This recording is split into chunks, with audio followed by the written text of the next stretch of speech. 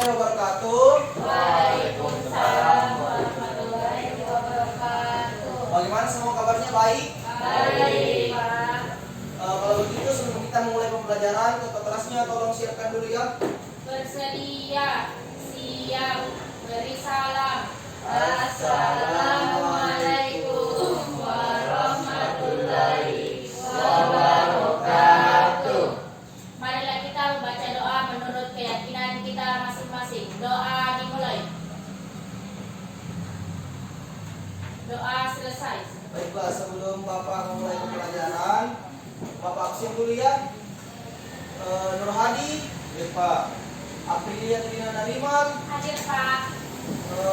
Muhammad Maulana Fajri, Hadir Pak. Alda Kairunisa, Hadir.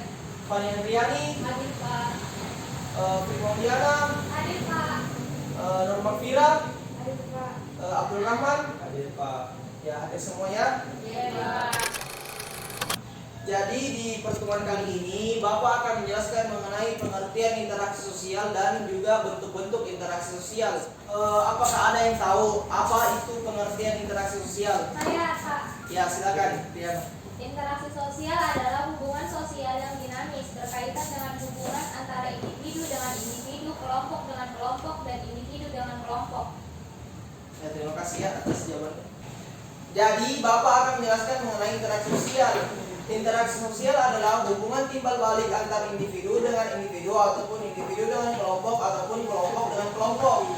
Nah, yang mana interaksi sosial ini bisa terjadi di mana saja, termasuk di lingkungan sekitar kita dalam sehari-hari. Sejatinya kita ini adalah makhluk sosial, jadi kita ini tidak akan mampu hidup sendiri. Kita pasti akan membutuhkan bantuan orang lain, sehingga kita harus menjaga hubungan baik kita antar sesama. Bapak akan menuliskan di atas apa-apa saja itu bentuk-bentuk interaksi sosial ya. Yang pertama itu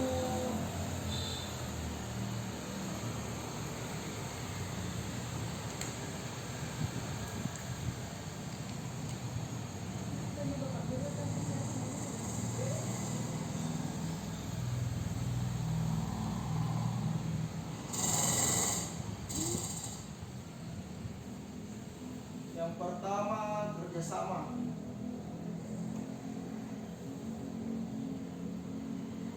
Yang kedua akomodasi.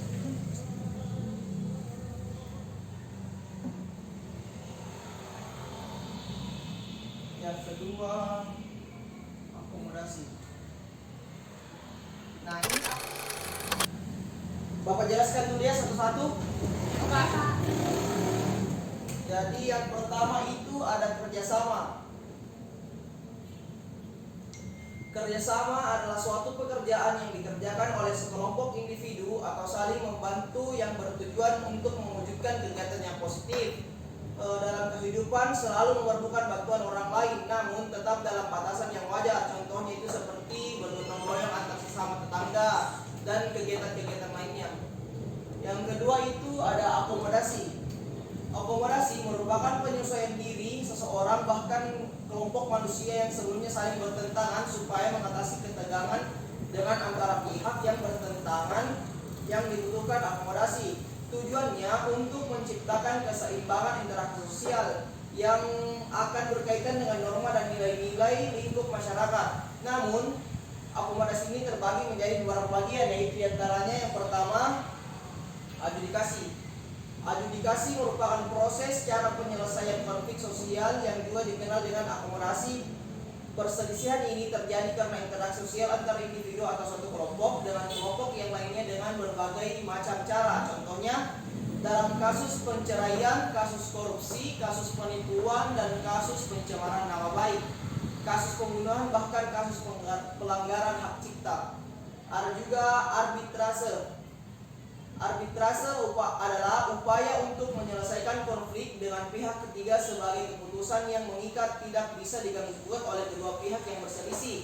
Contohnya, seorang guru BK memberikan hukuman kepada murid yang bertengkar karena kalah dalam pertandingan sepak bola. Berikutnya adalah kompromi. Kompromi merupakan suatu upaya untuk mendapatkan kesepakatan di antara dua pihak yang berbeda pendapat atau berselisih paham. Tujuannya untuk menyelesaikan perselisihan.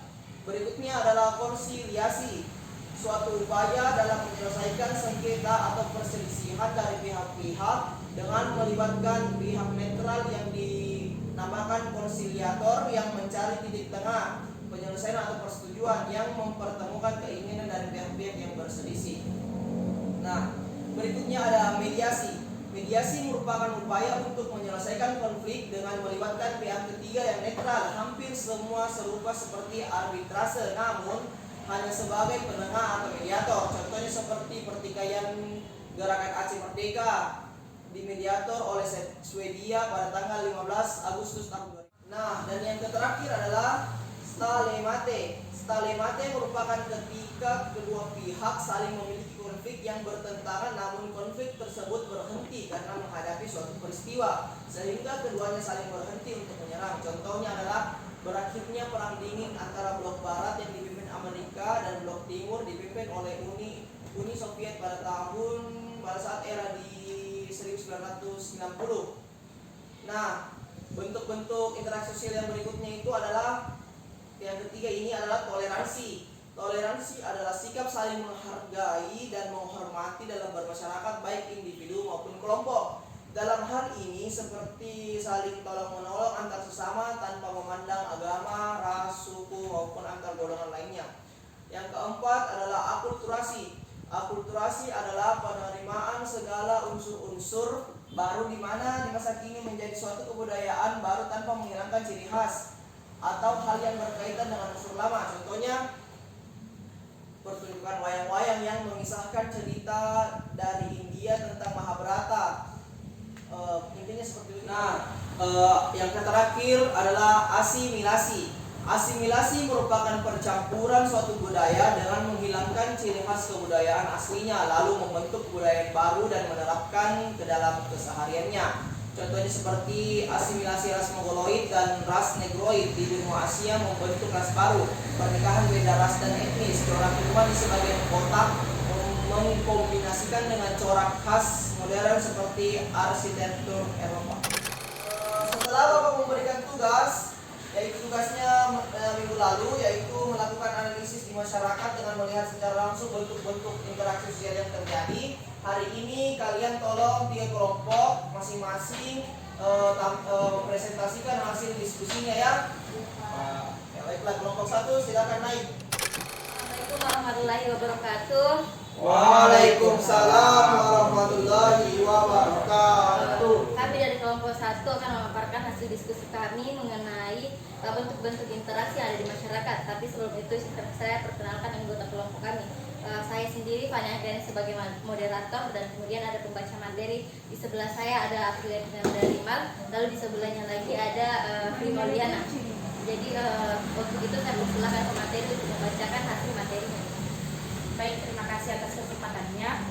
Dari hasil yang kita amati di masyarakat, kami melihat salah satu bentuk interaksi sosial yang terjadi di masyarakat, yaitu kerjasama kami melihat warga yang kompak dalam bergotong royong, seperti membersihkan got-got yang tersumbat dan juga membersihkan sampah-sampah yang ada di desa, dan juga bersama membangun jembatan dengan sangat kompak.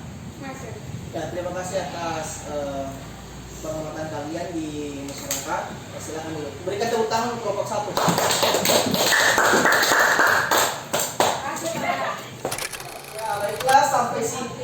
Baiklah sampai sini saya dulu pembelajaran kita hari ini. Kurang dan lebihnya mohon dimaafkan. Dan sebelum kita mengakhiri pembelajaran, ketua kelas tolong siapkan dulu untuk bersiap-siap untuk pulang.